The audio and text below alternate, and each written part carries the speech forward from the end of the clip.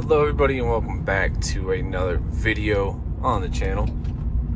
In this video I'm going to talk about the dynamic fuel management on this truck, why it's an issue, and did I find a way to disable it without voiding my warranty. So try and be short and sweet here.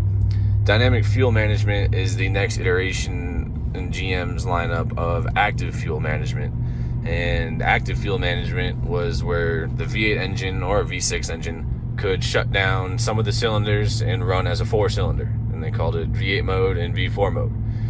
And this truck has the next generation of that called dynamic fuel management, and it allows a V8 or V6 to run on as little as 1 cylinder. So in theory, pretty cool, saves you on gas. In the real world, people report seeing only about a mile or 2 per gallon difference average, having it active and not active. And now there is a chip made by Range Technology that just disables it. And I've looked into that, and I've called dealerships and whatnot, and blah, blah, blah. There's that warranty law that protects you if I wanted to put my exhaust on. My exhaust is on. Some dealerships said, oh, it avoids your warranty. Legally, it can't because I have the right to use my own aftermarket parts. However, tampering with the computers or tuning, anything like that in the truck does void the warranty, and that's understandable because, it's messing. I could, tune it to 1,000 horsepower, hypothetically, and blow the head gasket out, and obviously that's not covered under warranty. So, in the last generation of trucks with the active fuel management, you could turn it off by shifting it in the 6-speed from to M6, and this truck goes PRNDL, and those trucks will probably went PRNDM, and M is just the manual shifting, so you can use the little thing right there to shift your gears. Now this truck has one more thing. In those trucks, there was a little thing where my L7 is. There was a little indicator that would say either V8 or V4, and the truck would tell you when it was in its cylinder deactivation mode. Now, in this 2019 Chevy, there is no indication of when it's doing its cylinder deactivation. There's nothing. I've looked around on every screen, every setting. I've read the manual. So, according to the manual, the only indication you get is that voltage can drop below 14 and the oil pressure can drop below 60, so that would probably be down to 30. And now, I've been monitoring those. Obviously, it's under 14 a little bit. I'm coasting, but it would go down to that next mark. So 9, I don't know, whatever these increments are, they don't make sense. So, I've been driving around, and I've noticed with that aftermarket exhaust, I can tell when it's in, cylinder deactivation mode because it sounds, like I said in the previous video, it sounds kind of like a Subaru almost. A Subaru with aftermarket exhaust. It kind of rumbles, or some people say it sounds like a helicopter. And that's obviously more pronounced the louder the exhaust you have. So that was one of the reasons I didn't go with the super loud exhaust. Why I went with the 50 series Delta Flow. I didn't want that chopper noise, because I also didn't want to get that Range Technology chip, because I didn't want to void my warranty. So I could hear it. It's not awful, and it's bearable. So that's my one indication. My second indication of if it is active or not active is when I go to merge or get on the highway or, give it some gas,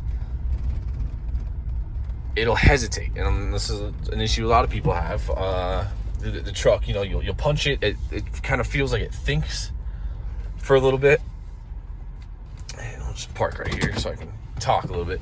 It seems like the truck kind of thinks about what it's doing. Then it activates all the cylinders, and then it downshifts, and then it lets you go. So it's not instantaneous power, and it doesn't feel good either. It kind of clunks. It really feels like the transmission slips. Obviously, it's not the transmission slipping. It's just, it's got to throw those lifters back down and think and do all this stuff. So I noticed it then and with the exhaust sound. And those things, they don't really bother me. The main issue I have with this system is it can make the lifters fail. They're prone to failure. It can make the engine consume oil.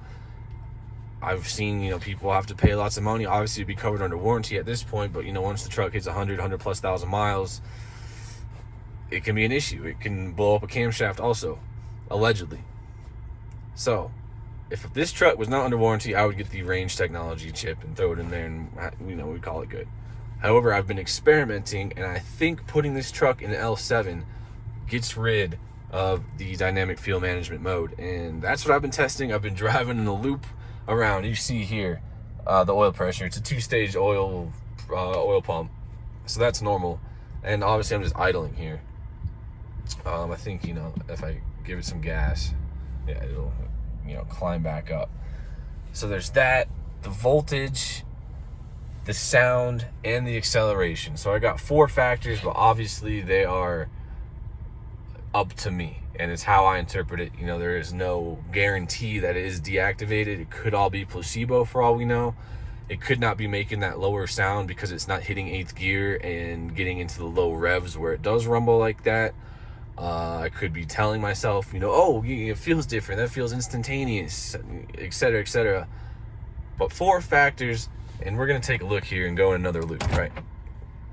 So I'm going to shut up while I'm driving. I have no idea if this microphone will pick up the sound, but listen when I'm going slow, and you can hear that rumble a little bit.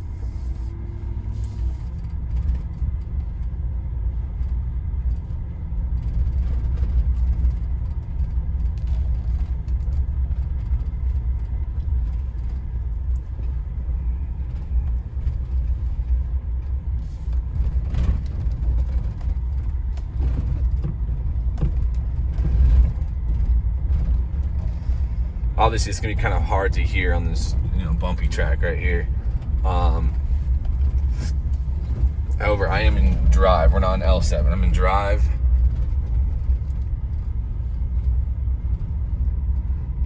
I'll be as quiet as possible, and we'll monitor those gauges when I go to merge and while I'm coasting on the highway, and then we'll do the loop again in L7. So.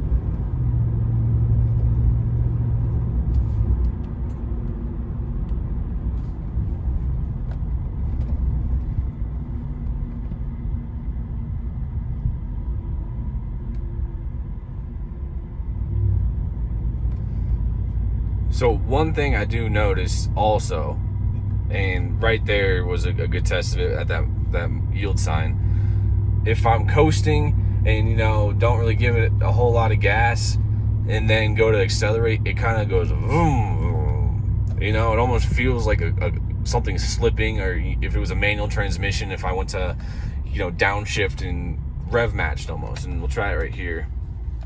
Really light on the gas, and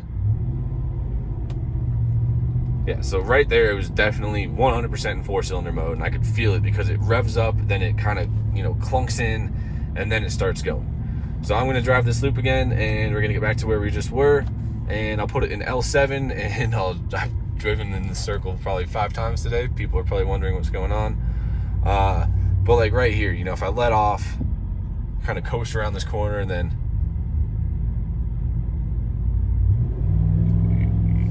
it just feels weird. And it wants to stay in a lower gear and all this stuff. Obviously, you can't feel it through the camera. However, we'll get back down there. I'll do L7 and we'll give it a shot.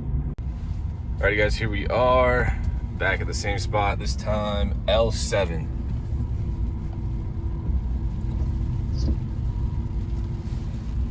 So I guess we'll try and keep an eye on the gauges here. I think last time I was kind of pointed up.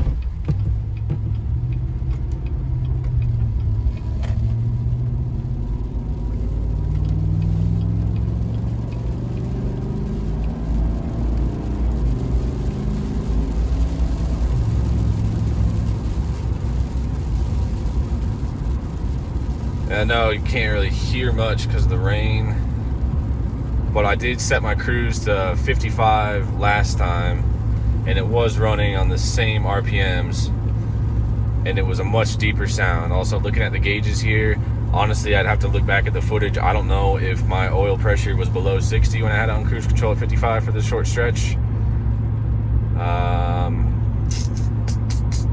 Yeah, and then we'll see coming up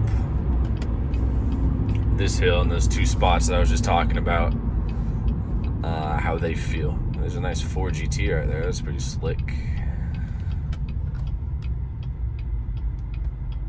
Doing a U-turn. So like here's a good place where I would feel it.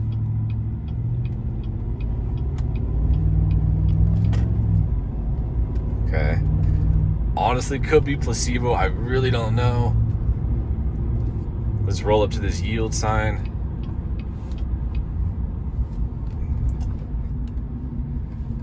Just kind of coast in here. And then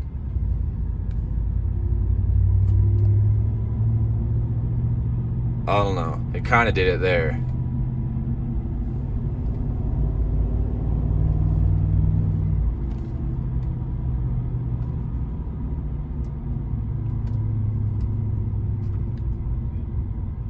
See, going around this corner.